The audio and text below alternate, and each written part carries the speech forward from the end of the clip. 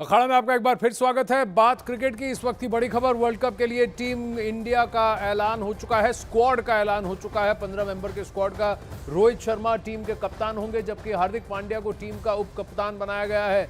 Ishan Kishan team में wicket keeper होंगे। World cup के लिए देखिए सारी टीम आपको जरा जल्दी से बता देते हैं। ईशान किशन और केएल राहुल, ये दोनों विकेट कीपिंग ऑप्शंस हैं। केएल राहुल अभी भी चोटिल है, लेकिन बताया जा रहा है कि वार्म अप गेम्स खेले हैं इन्होंने और अच्छी रिकवरी दिखा रहे हैं अपनी ग्रोइन इंजरी से, जबकि जो कि इसको निगल बताया गया था।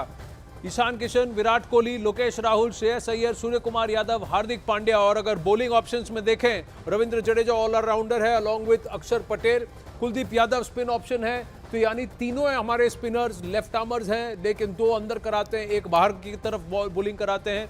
शार्दुल ठाकुर, मोहम्मद शमी, जसप्रीत बुमराह और मोहम्मद सिराज, इन सबको हमने देखा है धीरे धीरे लय में आते हुए दिख रहे हैं। कल अगर बल्लेबाजी में टॉप में रोहित शर्मा और शुभमन गिल का बल्ला चमका है, तो अब प्रश्न ये उठता है, जसप्रीत बुमराह जो आयरलैंड में अपना जौहर दिखा चुके हैं, रिटर्न टू फिटनेस दिखा चुके हैं, अभी हाल ही में पिता बने हैं, इसीलिए एशिया कप से दौरे से वापस लौटे हैं, तो उनको वहां बधाइयां। लेकिन प्रश्न ये उठता है कि लोकेश राहुल को क्या हम एक्शन में देखेंगे विश्व कप से पहले? क्या वनडे क्रिकेट खेलते हुए, ओडीआईज खेलते हुए हम लोकेश राहुल को देखेंगे एशिया कप में, या फिर ऑस्ट्रेलिया के खिलाफ अगर वो छोटी सीरीज होती है तो?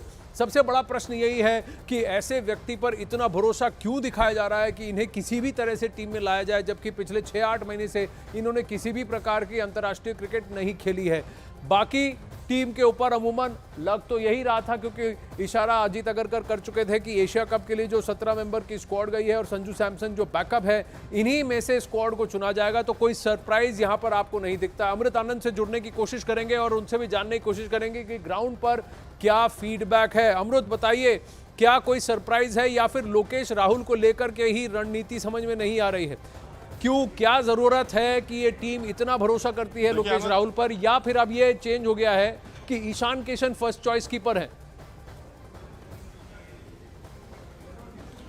देखिए आनंद, यही सवाल ठीक, यही सवाल मैंने पूछा था जब रोहित शर्मा खुद कप्तान यहाँ मौजूद थे। उन्होंने भी यही कहा कि देखिए हम अब जो भी हम प्लेइंग 11 चुनेंगे वो हम किस दिन मुकाबला है हमारा, किससे मुकाबला और मुकाबला कहाँ खेल रहे हैं, उस पर हमारी प्लेइंग 11 डिपेंड करेगा कि प्लेइंग 11 क्या होना चाहिए। दूसरी बात, यहाँ सबसे इंपॉर्टेंट जो बात पूछी गई कि लोकेश राहुल आएंगे, तो इसके लिए आपको कहीं ना कहीं किसी एक प्लेयर को बाहर करना होगा, वो चेहरा कौन सा होगा। तो इसमें भी रोहित शर्मा ने साफ कह दिया कि देखिए ये डिपेंड करेगा कि लोकेश राहुल खेलेंगे, प्लेइंग 11 में आएंगे तो कोई बाहर जाएगा, वो डिपेंड करेगा कि हम मुकाबला किसके अगेंस्ट खेल रहे हैं। ये भी पूछा गया क्या एशिया कप में हम अगले मुकाबले में देख सकते हैं लोकेश राहुल को खेलते हुए। तो उन्होंने भी ये कहा कि देखिए ये डिपेंड करेगा कि मुकाबला हम कब खेल रहे हैं, किसके अगेंस्ट खेल रहे हैं, तो मौका मिल सकता है। यानी उन्होंने ये भी कहा कि ईशान और लोकेश दोनों टीम का हिस्सा हो सकते हैं, इसमें सरप्राइज होने की कोई बात नहीं होगी। तो रोहित अपने प्लेटफॉर्म पर क्लियर थे, उनका थॉट क्लियर था कि हाँ मेरे पास जो मुझे बेस्ट प्लेइंग 11 चाहिए था, जो 15 सदस्यीय टीम चुन दी गई है मुझे, वो मेरे मन लायक टीम मिली है। अब इसमें कौन खेलेगा कौन नहीं खेलेगा ये डिपेंड करता है कि आखिर हमारा मुकाबला किससे है, उस टीम के अगेंस्ट हमारी ताकत क्या हो सकती है। इस पर बात रही, देखिए पूरे प्रेस कॉन्फ्रेंस का लेखा जोखा भी यही रहा, पिछले 1 महीने से यही बात चल रही है कि भैया लोकेश राहुल, लोकेश राहुल, लोकेश राहुल, लोकेश राहुल। लोकेश राहुल बिना खेले इतने चर्चा में है जितना खेले खिलाड़ी चर्चा में नहीं आ रहे हैं। तब देखना यही है कि एशिया कप में जो अगला मुकाबला होना है पाकिस्तान के खिलाफ भारतीय टीम का, उस मुकाबले में लोकेश राहुल कितने फिट नजर आते हैं।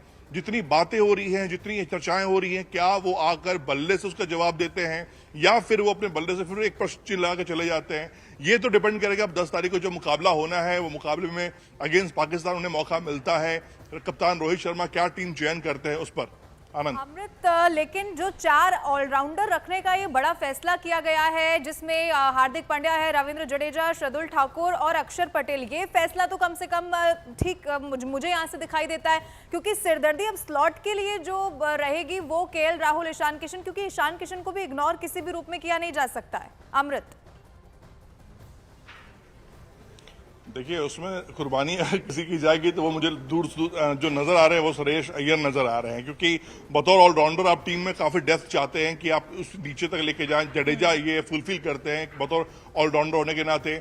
हार्दिक पांड्या वाइस कैप्टन है, इसमें हम नहीं कह सकते हैं। शार्दुल ठाकुर पर भी एक संशय होता है, या शार्दुल जाएंगे बाहर या फिर श्रेयस अय्यर बाहर जाएंगे। हमें किस तरह की बैटिंग लाइनअप चाहिए, ऑलराउंडर डेफिनेटली टीम को चाहिए होता है, जितने ऑलराउंडर टीम में होंगे आपकी बल्लेबाजी में डेप्थ उतना मिलता है आपको है।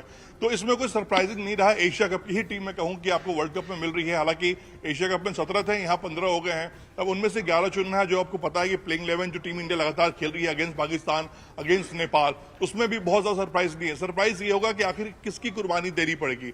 बुमराह आएंगे, मोहम्मद शमी बाहर चलेंगे, क्योंकि आपको पता है पाकिस्तान के खिलाफ भी मोहम्मद शमी बाहर थे, बुमराह को मौका दिया गया, सिराज को मौका दिया गया था। ये क्वालिटी इसलिए चुनी गई थी, टीम चुनी गई थी क्योंकि मुकाबला कैंडी में था, पलेकल में था मुकाबला था, और इस पिच के अकॉर्डिंग वहां पर टीम सिलेक्शन किया गया था। तो रोहित क्लियर है, जहां पर हम मैच खेलेंगे, पिच की रिक्वायरमेंट क्या है, अगेंस्ट टीम कौन सी है, उसके अकॉर्डिंग वो प्लेइंग 11 सेलेक्ट करेंगे। अब इसमें किसी की भी कुर्बानी दी जा सकती है, किसी को भी टीम में शामिल किया जा सकता है। टीम पूरी तरह से तैयार है। रोहित पूरे अपने थॉट क्लियर कर चुके हैं कि कोई इफ एंड बट उनके माइंड में नहीं है। जी अमृत, लगातार हम देख रहे हैं जिस तरीके से तमाम जो खिलाड़ी हमें दिखाई दे रहे हैं ओडीआई में, या तो ओडीआई बहुत दिनों से खेले नहीं है या फिर चोटिल होकर उन्होंने वापसी की है। ऐसे में कितने चैलेंजेस आपको दिखाई दे रहे हैं इंडियन प्लेयर्स के सामने?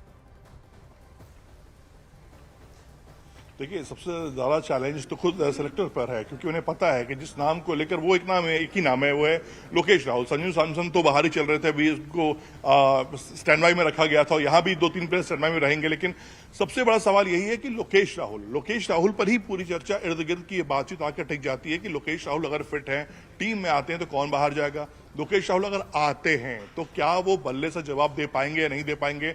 फिटनेस टेस्ट लोकेश ने पास कर लिया है, उसमें कोई दो राय नहीं है। कप्तान को भरोसा उनके ऊपर है, चनकर्ता को उनके ऊपर भरोसा है। तो जब दोनों को भरोसा है, टीम को पूरा फेथ है, तो फिर देखते हैं कि जब लोकेश राहुल टीम में शामिल होते हैं, जगह मिलती है और वो खेलते हैं, तो फिर बल्ले से क्या वो छाप छोड़ते हैं, बल्ले से किस तरह से जवाब देते हैं। क्योंकि आगामी वर्ल्ड कप है, उससे पहले उनके पास कुछ मौके हैं जहां पर उन्हें खुद को प्रूव करना है।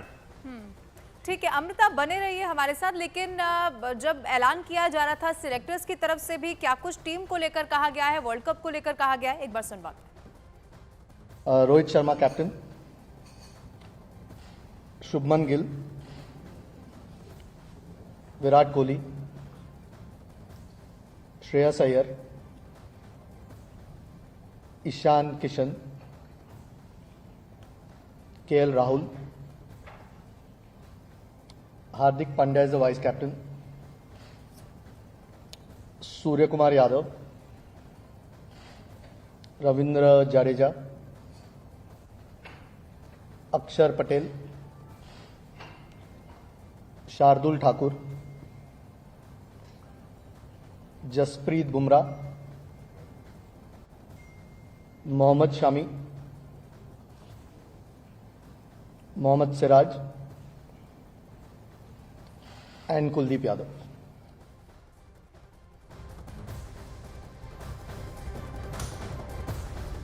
और इस बीच वीरेंद्र सहवाग ने ट्वीट किया है। उन्होंने लिखा है कि मेरा हमेशा से मानना ये रहा है कि नाम ऐसा होना चाहिए जो हमें गर्व पैदा करे। हम भारतीय हैं, इंडिया अंग्रेजों की तरफ से दिया गया एक नाम है और हमारे मूल नाम भारत को आधिकारिक तौर पर वापस पाने में बहुत समय लग गया है।